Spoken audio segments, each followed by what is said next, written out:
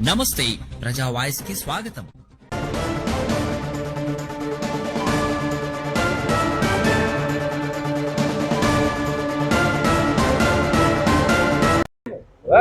ఈరోజు మన ఆదోనిపల్లిలో ఉన్నటువంటి ఎల్ఎల్సి కాలువ సందర్శించడానికి నేను నాతో పాటు మా నాయకులందరూ రెండు. ఎందుకంటే దీని నుండి రైతులు కూడా పంటలు పండించుకునేది. రెండవది ఇక్కడ కొన్ని విలేజ్లు అయితేనేమి టౌన్ అయితేనేమి ఇక్కడ నుండి కర్నూలు వరకు తాగునీరు మరి సాగునీరు ఈ రెండిటికి ఇదొక్కటే జీవాధారం. కాబట్టి ఈ వర్కులు జరుగుతుంటే మనము చూసేదానికి వచ్చినాము. నాణ్యత కొద్దిగా లోపం కనపడుతుంది. అలాగే ఇది క్వాంటిటీ క్వాలిటీ రెండు, నాణ్యత మరి పరిమాణాలు కూడా రెండిట్లోనే కొన్ని లోపాలు కనపడుతున్నాయి. అక్కడి నుండి చూసుకుంటూ వచ్చినాము 226 నుండి. కాబట్టి దీన్ని ఎందుకంటే ఇది ఎప్పుడో జరగాల్సింది, ఇప్పటికే ఈ పనులు ఎప్పుడో జరగాల్సింది. కాలువ పుట్టి సుమారుగా 70 ఏళ్ళ పైన అయింది. 70 ఏళ్ళ నుండి ఇంతవరకు ఇప్పుడు లైనింగ్ వచ్చిందంటే సంతోషపడాలి. ఈ లైనింగ్ కూడా కారణం ఏమంటే ఇంతవరకు కర్నూలుకి నీళ్లు చేరడం లేదు. ఎప్పుడో వర్షాలు వచ్చేప్పుడు ఫుల్గా ఉన్నప్పుడు కర్నూలు చేరినా కానీ ఎట్టి పరిస్థితుల్లో మిగతా టైంలో కర్నూలుకి నీళ్ళు చేరిన కాలాలు లేవు. ఇప్పుడు ఈ లైనింగ్ ద్వారా కర్నూలుకి నీళ్ళు చేరుతాయని ఆశతోన మన ఆంధ్రవాసులు ఇది సంతోషం వ్యక్తం చేస్తున్నారు. మరి ఈ విధంగా ఉన్నప్పుడు ఈ పనిలో కూడా నాణ్యత ఉండాలంటారంటే గతంలో ఇప్పుడు మన ఏపీ గవర్నమెంట్ అక్కడ చేసిన పని 30 ఏళ్ళ పైన అయింది, మంచి నాణ్యతగా ఉంది.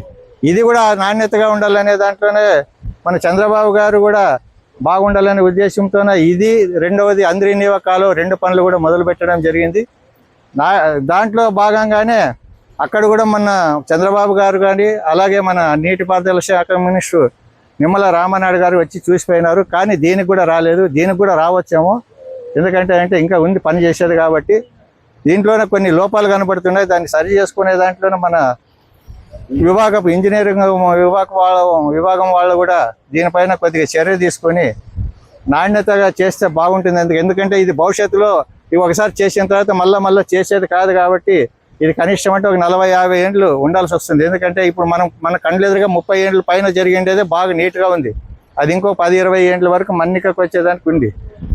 కాబట్టి అదేవిధంగా ఈ కాలం కూడా బాగా చేయాలని మన అధికారులు అయితేనేమి అలాగే కాంట్రాక్టర్లకు అయితేనేమి మేము మన్నవించుకుంటున్నాము.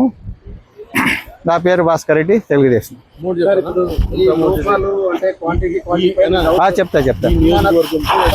చెప్తాను.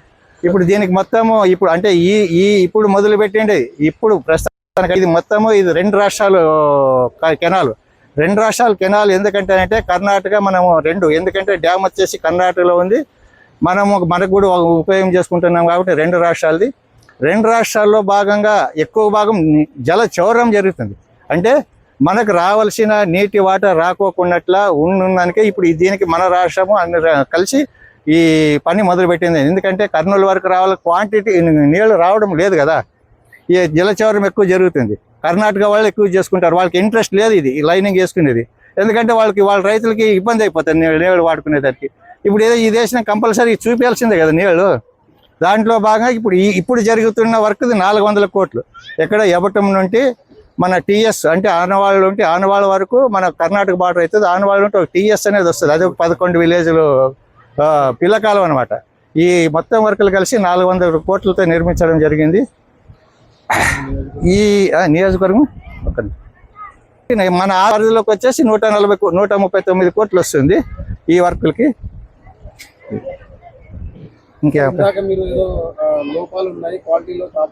లోపాలు ఉన్నాయంటే మన డిఈ గారిని అడిగినాము. అడిగితే ఏమన్నా అంటే 10-8 వేస్తారట.